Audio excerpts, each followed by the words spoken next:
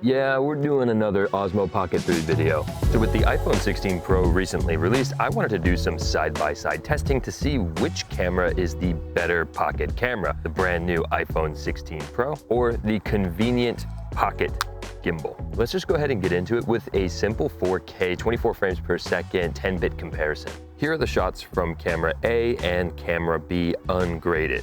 And here they are with a simple color grade. Can you guess which one is which? Here's another shot with skin tones. I'll put the answer to which camera was which in the description down below, but honestly, I feel like just by watching the footage, you can probably tell which camera is which. With the introduction of Apple Log in the iPhone 15 Pro and then now in the iPhone 16 Pro, I feel like an iPhone has just become that much more of a competitor in the camera space. And honestly, sometimes the footage coming off of this thing is just weirdly good. That being said, the footage coming off the Osmo Pocket 3 is plenty fine, and it has the benefit of being an actual gimbal. So it's really simple to get smooth footage off of this thing. But the iPhone has some pretty good digital stabilization as well. In that shot of walking down a trail at a casual pace, you can see how each camera handles the stabilization. The iPhone 16 Pro does have this action stabilization mode that's pretty magical. It can turn some of the shakiest footage into usable video, but you do lose out on some resolution, unfortunately. One stellar new feature to the iPhone 16 Pro is that we can now film in 4K at 120 frames per second. However, with that, you do need to record to some sort of external hard drive of some sort. I was just using this little SD card adapter to USB-C and plugging that into my iPhone. It was telling me for some reason that the cable or the card is just not fast enough to record 4K 120 in ProRes log. That being said, I did get the clip and it was able to be put onto my computer and it does work. So I don't know, this is claimed that it's not fast enough, but for me it did work. Of course, the Osmo Pocket 3 can also record in 4K at 120 frames per second if you put it in slow motion mode, but you do lose out on being able to record in D-Log, so just keep that in mind. This gorgeous waterfall in Middle Tennessee will make for a great slow motion test for these pocket-sized cameras. I'll put the two clips side by side so you all can determine which one has a higher quality image. Now, after recording this test, I did realize that the iPhone has a pretty huge advantage. All of the different camera focal lengths it gives you just gives you a wider variety of shots. Being able to go from a 13mm super wide to 120mm telephoto is quite convenient. Because I couldn't physically get any closer to the waterfall, I did have to rely on the lenses in order to get multiple types of shots. With the Osmo Pocket 3, I basically just have one option. So in that moment, I pretty heavily favored the iPhone over the Osmo Pocket 3. This video is sponsored by Motion Array. They are an amazing platform with tons of high-quality motion graphics, music, sound effects, and now AI voiceover. You can pick from a bunch of different voices, like this one, which has a fun, sassy tone. Or maybe you're working on something like a penguin documentary set in the vast Arctic. Well, you can find a more sophisticated voice to help describe our little feathered friends.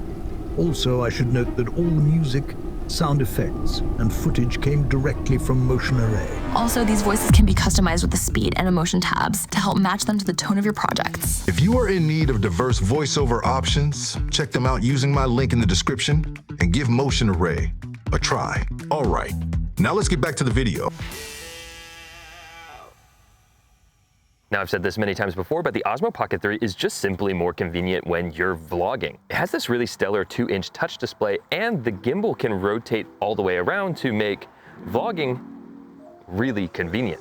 And again, I've talked about this many times in the past, but it does have ActiveTrack 6.0, so if you are a solo vlogger, that's just gonna give you a much wider variety of shots that you can get with the Osmo Pocket 3. And personally, I find that filming yourself and vlogging with the iPhone is just a bit more of a headache on its own. That being said, if you pair it with the DJI Osmo Mobile 3, I feel like that unlocks all the potentials of this camera. I actually have a whole video where I paired my iPhone with that DJI gimbal while traveling in Denmark, and I feel like it really unlocked filming with the iPhone for me. If you want to see that video, I'll have it linked down below in the description. Also, while you're down there, maybe hit the subscribe button. Now, photography is where the iPhone simply dunks on the Osmo Pocket 3. As I said earlier, you do get the 3 distinct lenses on the iPhone. You have the 13mm ultra wide, you have a 24mm, and you have the newly added 5x 120mm lens as well. Plus, you get the benefit of macro photography when using the 13mm ultra wide lens, and honestly, the photos look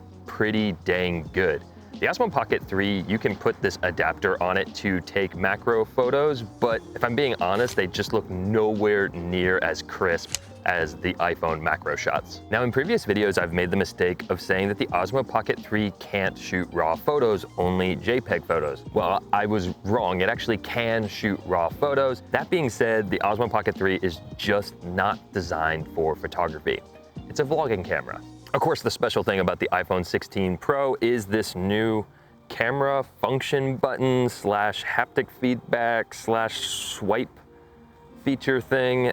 I personally don't love this. You do get the different looks in the camera, which is kind of fun if you're only gonna shoot JPEG or whatever the format is on the iPhone. But if I'm being honest, the RAW photos are just so incredible out of the iPhone. I would just rather shoot RAW photos and edit them in Lightroom. Now, I have been praising the iPhone quite a bit in this video, but there is a huge low light issue when it comes to the iPhone, and it's those nasty green flares. We're on the iPhone 16 Pro, and even still, those green flares are present, and they're gross, and they ruin your night footage. On the Osmo Pocket 3, those are just not an issue at all, so if you're doing a lot of low light filming, the Osmo Pocket 3 is definitely the better choice. And honestly, it's kind of a shame that Apple has yet to fix that well-documented issue in their latest iPhones. Now, both of these cameras handle vertical content very well. In the case of the iPhone, simply take your phone and rotate vertically, and you're good to go. In the case of the Osmo Pocket 3, all you have to do is rotate that little screen,